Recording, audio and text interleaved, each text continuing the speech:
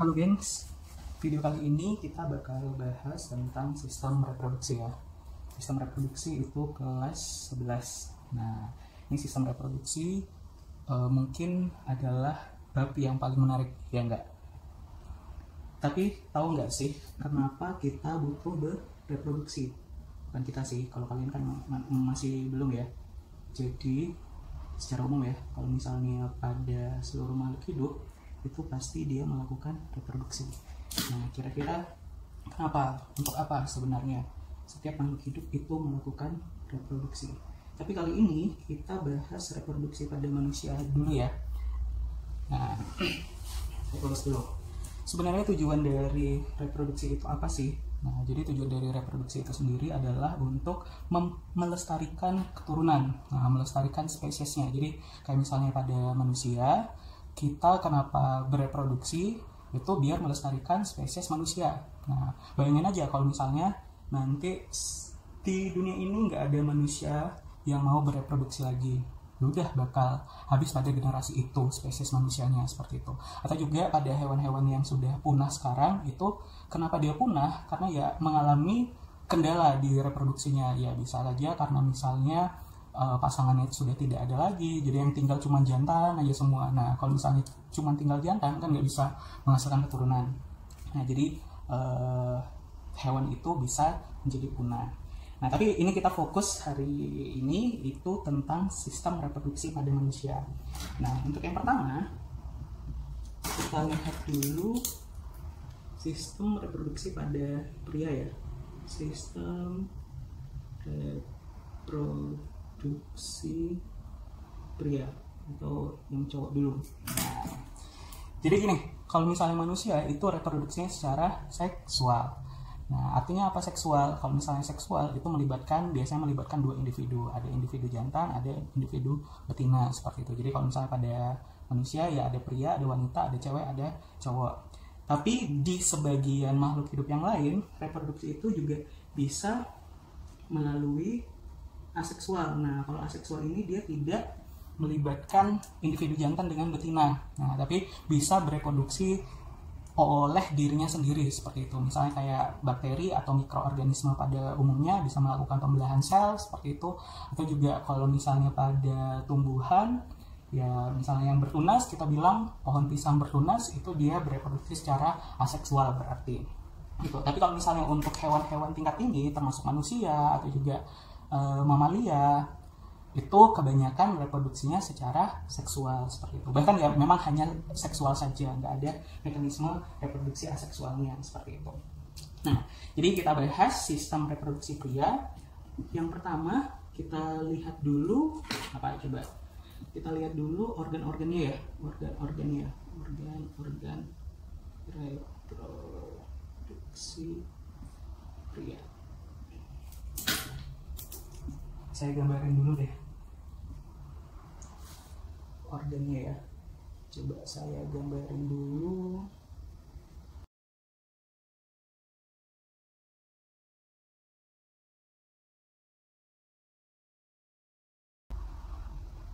Ini adalah organ dalamnya ya. Nah, kita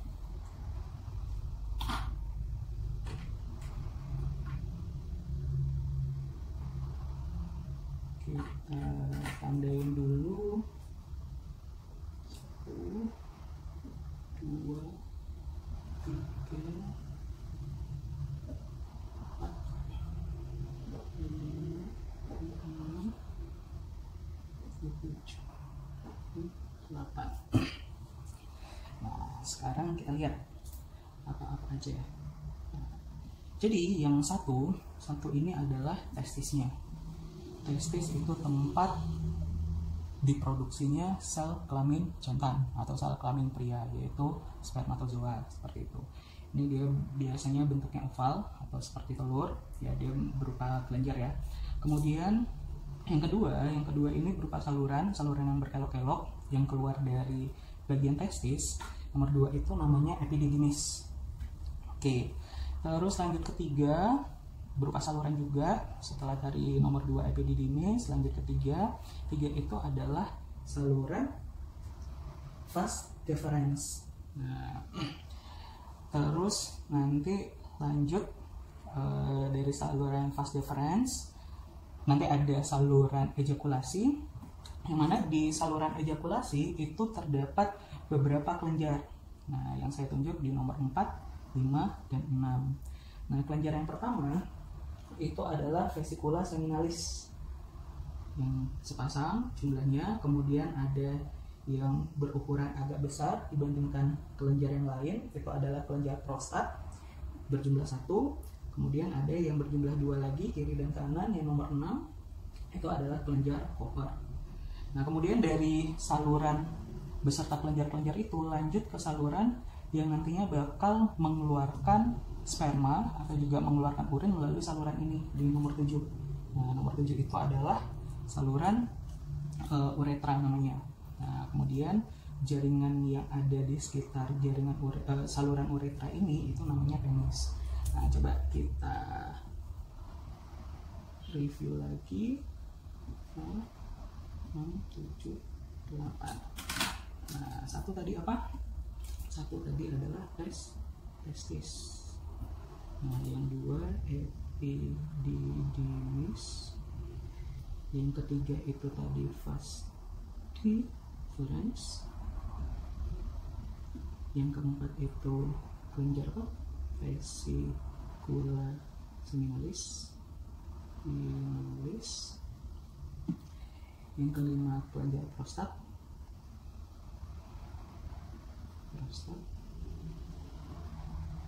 Yang keenam kelenjar apa tadi? Kelenjar Cooper. Nah, jadi dari nama penemunya. Kemudian 7 tadi ada saluran uretra. Yang 8 itu adalah penis. Nah, jadi ini kalau misalnya kita lihat secara diagram ya organ reproduksi pada pria.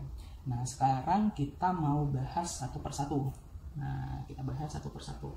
Yang pertama adalah testis ya. Testis. Nah, testis tadi dia merupakan kelenjar ya. Kelenjar berbentuk oval ya, kurang lebih bentuk oval. Jumlahnya berapa? Ada sepasang, berjumlah sepasang kiri dan kanan ya. Nah, yang mana dia berfungsi untuk tempat terjadinya pembentukan gamet jantan atau spermatogenesis. Nah, jadi spermatogenesis itu adalah pembentukan sperma. Jadi genesis itu artinya pembentukan. Nah, kemudian si spermatogenesis ini kalau misalnya kita mau lebih spesifikkan lagi tempatnya di mana, jadi di dalam testis itu ada saluran-saluran lagi. Nah, ada saluran-saluran itu disebut dengan tubulus seminiferus. Nah, jadi itu. Jadi kalau misalnya ditanya spermatogenesis di mana, lebih spesifiknya itu ada di tubulus seminiferus. Nah, kemudian apa lagi? Di testis itu juga terdapat beberapa sel. Nah, selain sel-sel sperma dan sel-sel induk sperma, sel yang bakal jadi sperma, ada juga beberapa sel lagi, namanya ada sel Sertoli. Sel-sel Sertoli ini fungsinya untuk memberikan nutrisi bagi sperma.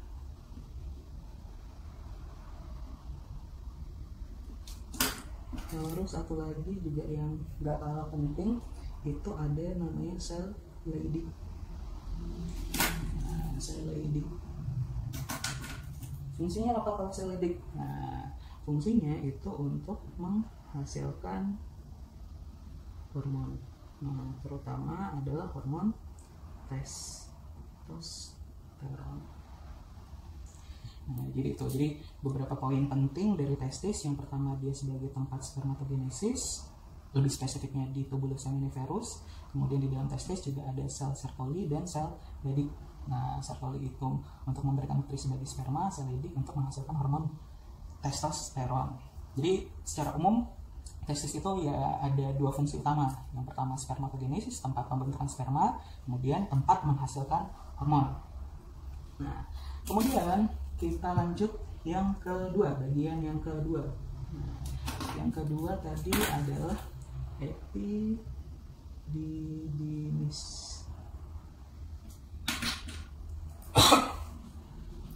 Nah, jadi epididymis ini merupakan saluran berkelok-kelok. Nah, jadi biasanya dibilang saluran berkelok-kelok yang keluar dari testis, yang dia berfungsi untuk tempat pematangan dengan sperma. Nah, jadi ceritanya kalau misalnya testis itu dibuat, matangnya itu nanti di epididymis, atau juga udah dibuat di testis, dikeluarkan dari testis, disimpan dulu sementara di epididymis, seperti itu. Kemudian lanjut yang ketiga. Yang ketiga tadi adalah saluran vas deferens. Nah, apa fungsinya vas deferens? Nah, ini dia juga saluran ya, saluran tapi nggak berkelok-kelok. Jadi saluran yang menghubungkan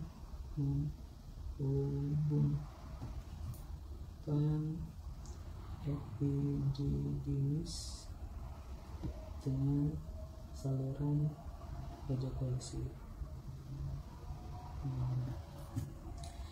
Gitu. Jadi nggak ada hal yang spesifik, jadi dia sebagai penyalur aja. Nah, kemudian di saluran ejakulasi ini nanti terdapat kelenjar-kelenjar. Nah, yang tadi yang 4 ada namanya vesicula seminalis. Nah, dia jumlahnya ada sepasang. Yang mana di vesicula seminalis ini dia menghasilkan cairan penyusun semen, semen atau air mani.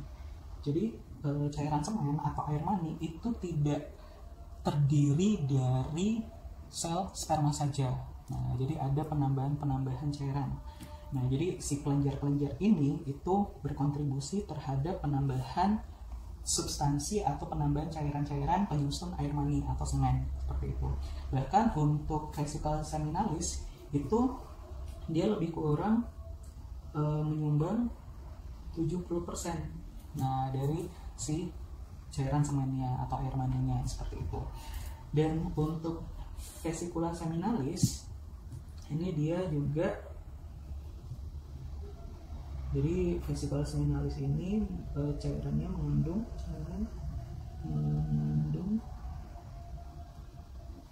fruktosa. Sebagai apa fruktosanya? Sebagai sumber energi bagi sperma. Nah, jadi seperti kita tahu untuk sperma sendiri itu kan nanti dia bakal bergerak menuju ke ovum, seperti itu. Nah, kalau misalnya bergerak dia butuh energi kan. Nah, sehingga kalau misalnya butuh energi dia butuh sumber makanan atau sumber nutrisi, seperti itu. Itu kita udah bicara testis, epididymis, vas deferens, vesicula seminalis. Terus lanjut lagi yang nomor 5. Nah, nomor 5 tadi kelenjar prostat. Kelenjar prostat, mungkin teman-teman familiar atau ya pernah dengar atau baca artikel-artikel itu ada yang namanya kanker prostat. Nah, jadi kalau misalnya usia udah menua bertambah, itu biasanya risiko mengalami kanker prostat itu jadi semakin tinggi. Kanker itu apa sebenarnya? Kanker itu ya pembelahan sel yang sangat cepat, udah nggak abnormal lagi, seperti itu. Gitu. Prostat. Nah, Kalau prostat sendiri ya sama kayak tadi, karena sesama kelenjar dia menghasilkan cairan ya, atau menghasilkan getah, saya buat ya, getah yang juga dia penyusun semen juga, air mani juga. Yang mana kalau untuk dari kelenjar prostat sendiri ini getahnya menghasilkan getah yang mengandung kolesterol,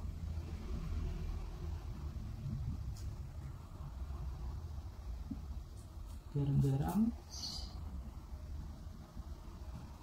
dan juga fosfolipid. Nah, kalau ini dia menyumbang lebih kurang 30% dari air mani. Nah, jadi yang utama penyusun air mani itu tadi ada vesicula seminalis, kemudian ada kelenjar prostat. Kemudian lanjut lagi ke nomor 6, kelenjar Cooper.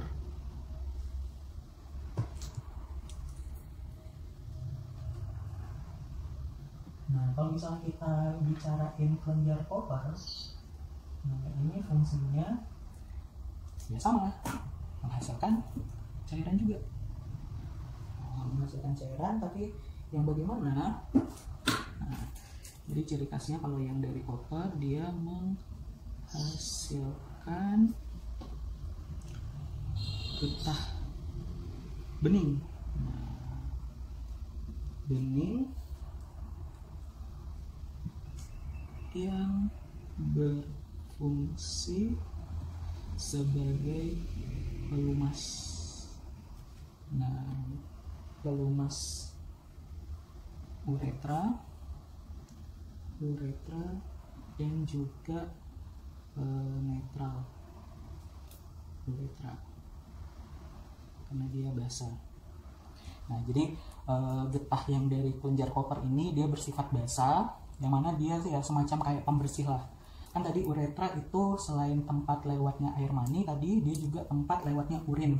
Nah, yang mana kalau misalnya kita ngomongin urin, itu kan ada cairan buangan zat-zat sisa metabolisme, misalnya urea, kemudian juga mungkin ya ada asam-asam dan lain-lain seperti itu, sehingga kondisinya itu harus dibersihkan dulu uretranya, nah, dari sisa-sisa pembuangan urin seperti itu.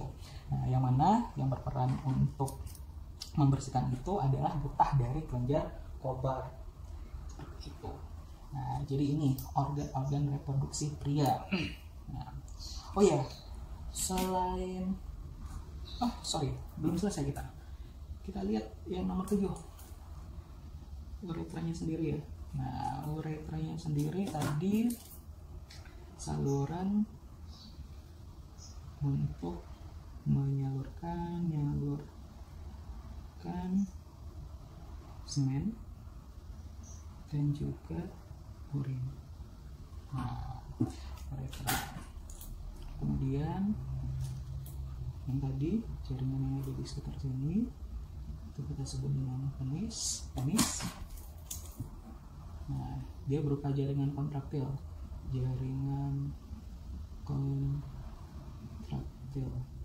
Artinya apa? Jadi dia bisa mengeras, menegang, dan juga bisa melemah seperti itu. Nah, berkaitan dengan dia sebagai jaringan kontraktil, ini berkaitan dengan fungsinya. Fungsinya itu adalah sebagai alat kopulasi. Nah, kopulasi itu apa? Kopulasi itu adalah peristiwa di mana masuknya organ reproduksi jantan ke organ reproduksi betina. Atau ya organ reproduksi cowok ke organ reproduksi cewek ya. Nah, jadi itu. Iya, tambahlah satu lagi ya. Mungkin tidak tergambarkan di sini karena ini utamanya adalah organ-organ bagian dalam. Ada lagi saya lengkapi organ yang termasuk organ reproduksi pria, itu ada yang namanya skrotum. Nah, ini dia kulit yang melindungi testis. Nah, jadi itu. Jadi dan skrotum ini ciri khasnya juga dia berupa kulit yang bisa mengerut. Nah, mengerut atau tidaknya ini nanti tergantung oleh suhu lingkungannya seperti itu. Dan testis sendiri itu dia sangat sensitif dengan suhu. Nah, jadi kalau misalnya suhunya tinggi, itu bisa mempengaruhi proses spermatogenesis juga. Nah, makanya mungkin pernah dengar kalau cowok nggak boleh sering-sering mandi dengan air panas, misalnya seperti itu. Atau mungkin berendam dengan air panas, itu nggak boleh. Atau juga laptopnya itu ditangkuh. Nah, kan di laptop sendiri, bawah laptop sendiri itu kan menghasilkan radiasi dan menghasilkan panas juga kan. Nah, itu juga usahakan dihindari karena nanti mempengaruhi fisiologis yang ada pada organ reproduksinya. Seperti itu. Jadi ini organ-organ reproduksi pada manusia. Nah, jadi kalau misalnya saya simpulin, nah, biasanya juga jadi pertanyaan, jalur apa? Jalur perjalanan sperma dari dibuat sampai akhirnya dikeluarkan. Yang pertama dari testis dulu, kemudian nanti epididymis, kembali lagi ke vas deferens, nah nanti ke saluran ejakulasi beserta kelenjarnya, kemudian ke uretra. Nah, uretra barulah dia keluar dari tubuh. Gitu.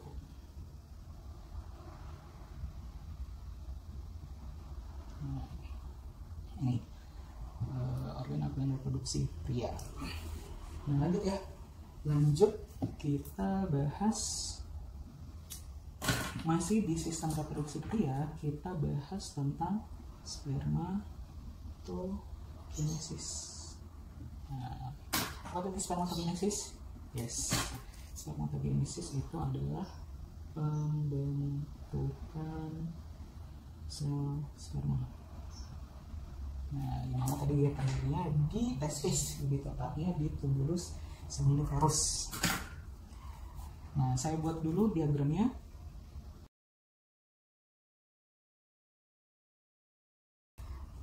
Setiap permulaan pasti ada permulaan sih, ada awalan ya, ada induknya lah. Jadi ini ada sel induk spermatogonium. Kita sebutnya spermatogonium. Nah, yang mana ini ya spermatogonium ini termasuk sel-sel yang terdapat pada testis tadi ya. Nah, nanti sel-sel induk spermatogonium ini dia membelah secara mitosis untuk memperbanyak dirinya. Nanti terbentuklah menjadi spermatosit primer. Nah, spermatosit primer. Kemudian setelah membentuk spermatosit primer, dia mengalami pembelahan lagi. Pembelahan meiosis 1 kita sebutnya. Nanti menghasilkan 2 sel, masing-masingnya itu kita sebut dengan spermatosit sekunder. Spermatosit sekunder membelah lagi melalui meiosis 2. Di sini nanti dia membentuk yang namanya spermatid. Nah, nanti spermatidnya berdiferensiasi, strukturnya berubah jadi ada ekornya. Inilah baru kita sebut dengan sel sperma atau spermatozoa. Ini yang siap bergerak. Nah, seperti itu. Atau kalau misalnya mau saya gambarin lebih lengkap, struktur spermanya itu kurang lebih seperti ini.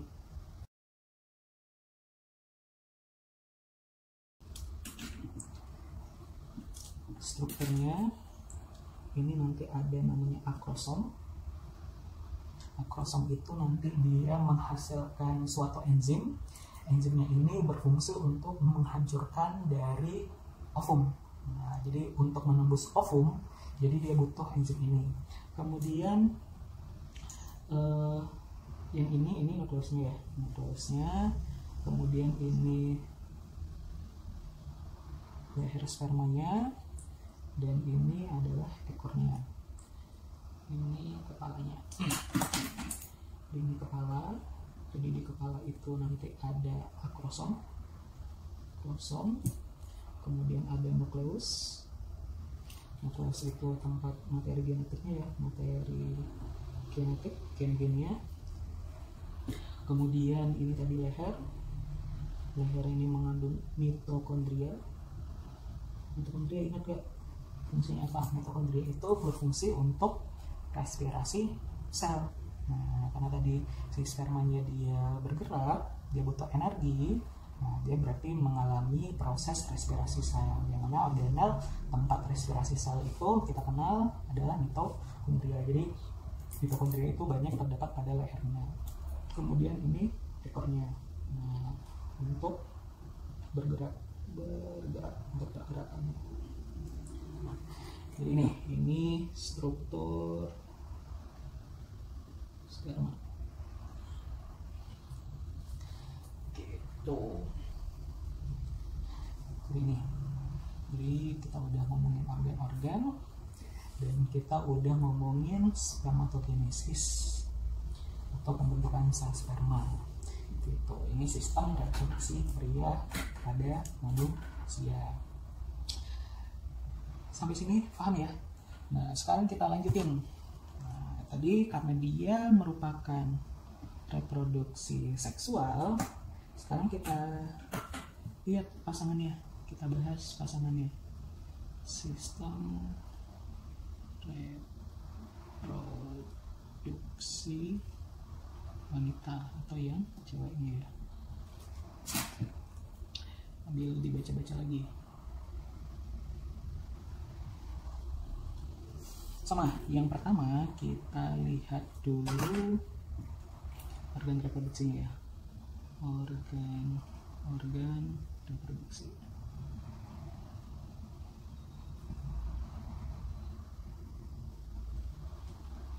Saya gambarin lagi.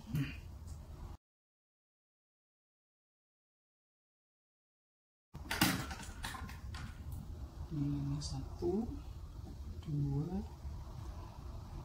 3, 4, 5, 6. Buat keterangannya 1, 2, 3, 4, 5, 6. Nah, jadi yang pertama, nomor 1 itu analog dengan testis. Tadi dia berupa kelenjar juga. Jadi di sini juga tempat terjadinya oogenesis atau pembentukan sel ovum. Nah, yang satu ini kita sebut dengan ovarium. Nah, kemudian yang kedua ini kita sebut dengan oviduct atau oviductus. Oviductus itu dari kata ovi artinya telur, ductus itu artinya saluran. Jadi saluran telur seperti itu.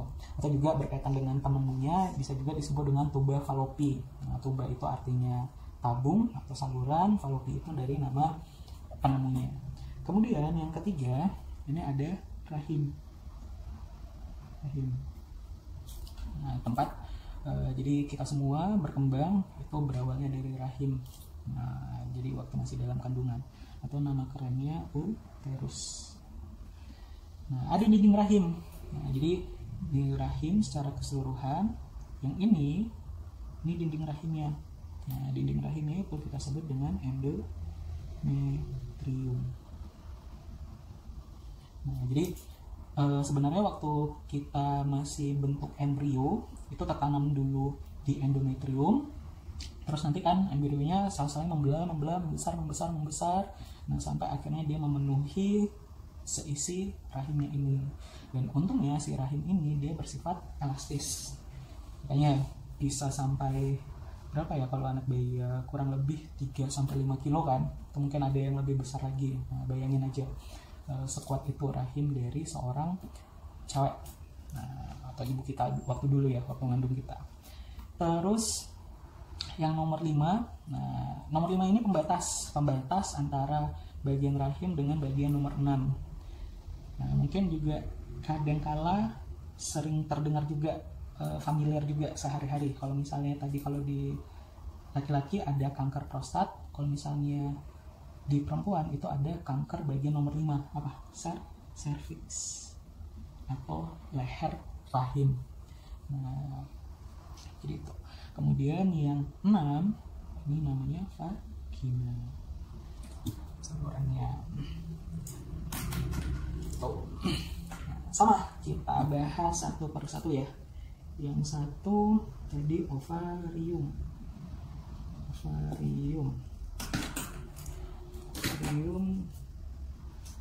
Ini kelenjar berjumlah sepasang, kiri dan kanan juga. Terus dia berfungsi untuk oogenesis, tempat oogenesis atau pembentukan ovum. Selain itu juga berfungsi untuk menghasilkan hormon estrogen dan progesteron.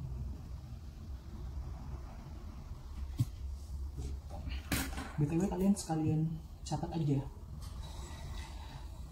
Kemudian nomor 2 itu ada oviduk ya, ovida atau tuba fallopi, atau tadi saya juga nyebutnya saluran telur. Nah, fungsinya apa? Nah, ini dia sebagai tempat terjadi fertilisasi atau pembuahan atau pertemuan antara sel ovum dengan sel sperma. Jadi ceritanya ya, si ovumnya dihasilkan dari ovarium, terus dia lepasnya ovum dari ovarium itu kita sebut dengan ovulasi. Nanti kita lebih lengkapnya bahas di siklus menstruasi seperti apa, bagaimana proses ovulasi. Terus nanti setelah lepas dari ovarium nanti ditangkap sama si oviduk. Nah, jadi di situ dia nunggu sampai nanti kalau misalnya ada sperma yang datang. Kalau misalnya ada sperma yang datang, itulah nanti terjadi fertilisasi, penggabungan materi genetik dari sperma dengan dari ovum. Seperti itu. Terus lanjut 3 itu rahim atau uterus.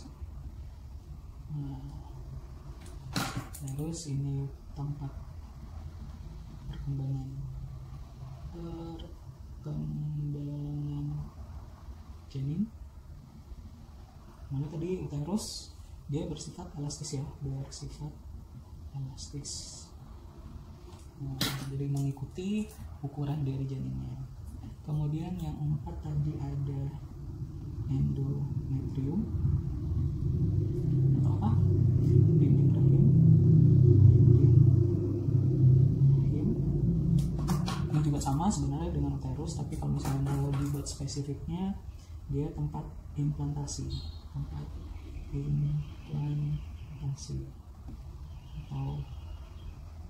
penanaman embrio. Jadi udah terjadi fertilisasi, gabung sel ovum dengan sel spermanya, terbentuk zigotnya berkembang, membelah selnya sampai membentuk embrio. Nah, embrionya nanti ditanam di endometriumnya, seperti itu. Kemudian 5 tadi ada cervix atau leher rahim. Ini dia sebagai batas.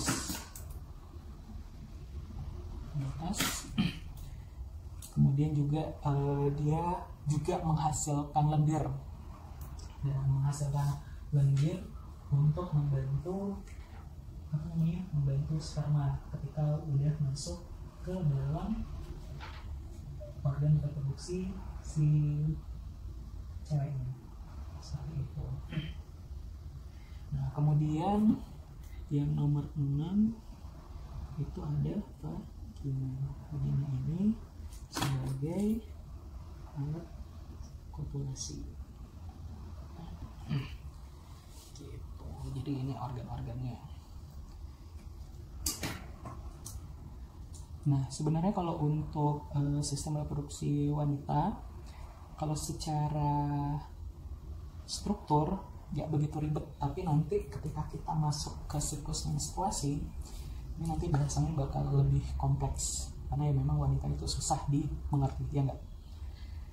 Oke, sebelum kita masuk ke siklus menstruasi, kita bahas dulu yang oogenesis ya. Oogenesis atau pembentukan ovum. Cukup nggak ya segini? Saya cukupkan aja ya. Proses pembelahannya sebenarnya sama kayak spermatogenesis. Nah, jadi proses pembelahannya itu ada mitosis dahulu, kemudian ada meiosis 1, kemudian ada meiosis 2. Tapi mungkin udah kelihatan dari sini ada sedikit perbedaan. Nah, kita lihat gimana perbedaannya. Nah, jadi yang pertama ya ada sel induk lagi, sel induk oogonium. Nah, mitosis ini nanti bakal membentuk oosit primer. Nah, di sini letak perbedaannya. Ketika oosit primer mengalami pembelahan meiosis 1, ini terjadi pembelahan yang tidak sama rata.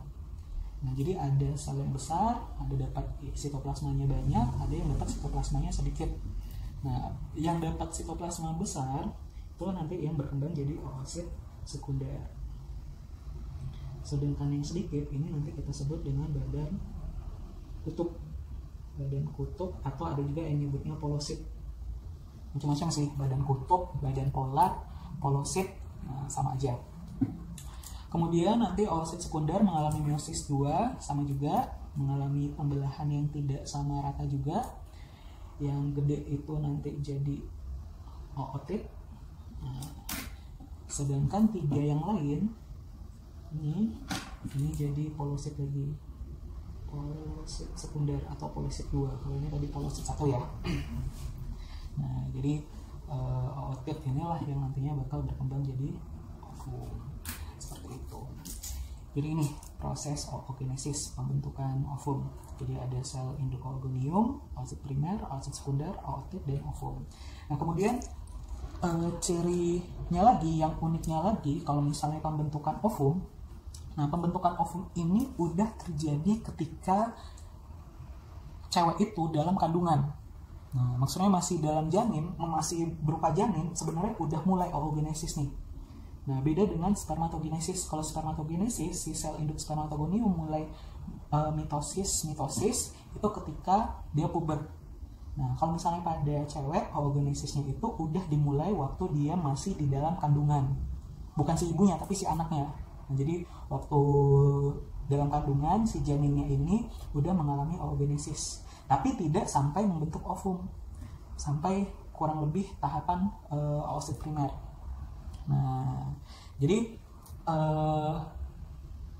setelah lahir, ya tadi di dalam kandungan udah mulai mengalami oogenesis, kemudian udah lahir, dia prosesnya stop, nanti lanjut lagi ketika puber, seperti itu.